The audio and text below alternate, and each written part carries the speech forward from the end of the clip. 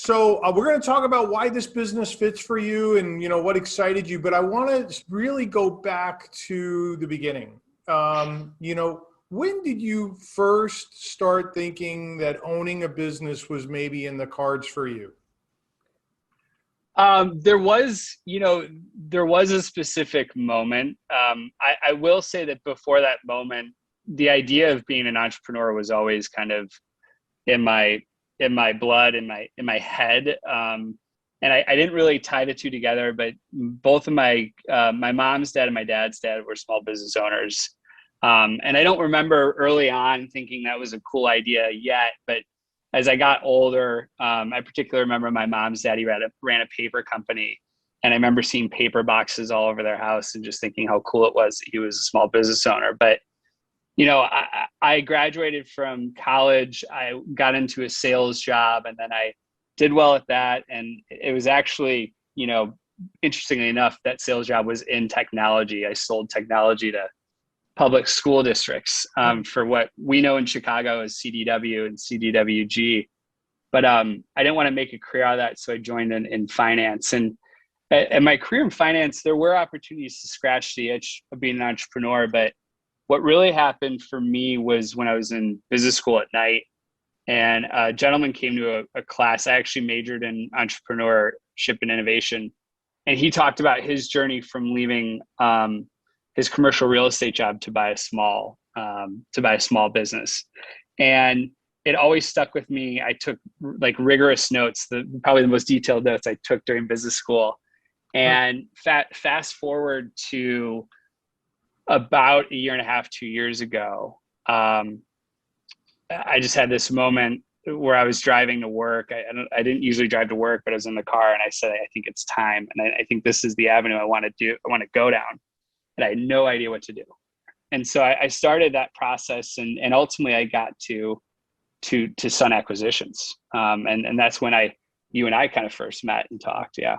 So before you got to us, though, what had you done up to that point in time? Had you started to look at businesses? Where did you start? How did you start the journey? And I know at some point in time you sort of stopped and took a breather, and you contacted us, and then we engaged and helped you. But before that point in time, what were the things that you were doing? I talked to a lot of people, and then I was lucky enough to, having a sales background, you develop a pretty thick skin. You also develop kind of a comfortability around a low hit rate. I knew that if I put my feelers out as much as I could and really learned from as many people as I could, the better off I'd be. And so I started talking to lawyers. I started talking to business brokers. I didn't really get down looking at businesses for sale. I did start a little bit on the internet just to get an idea, but immediately it didn't feel like the depth I wanted. Mm-hmm. And as I interviewed and talked to more people and some individual business brokers, lawyers, everything else, the more I learned about what I thought I needed as almost a jungle guide going through this, because as much as I got so much information from the gentleman who spoke in my class, that got me to a point, and I needed enough comfortability around what I was going into. I was looking at leaving a really great career. I'm a father of 3 young kids. I didn't want to step into this journey without a competent jungle guide. And what I learned before I got to you all was just more around what I needed and what I didn't. That they helped refine that idea of what I was looking for. So let's start with, you didn't set out to buy a technology media company, right? I mean, that's not something that was on the slate. Yet you've gotten to the point where this is your fit and you're going to move forward with this business. But what was that process like for you, going through the discovery of what prospective businesses might work for you, and also maybe what did you know wouldn't work for you? I casted a wide net, and what I stole a phrase from the gentleman who spoke in my class. you're trying to look for something dusty, not rusty, you know, and I knew that I was going to apply a lot of energy to a small business, and that energy was going to be the asset.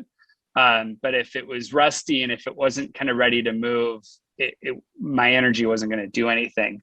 So if you apply that to a broad stroke of industries, it can apply to a lot of things. And, you know, what was helpful for me was certainly working with Larry and your team, because he applied questions. He didn't say, stop being so broad.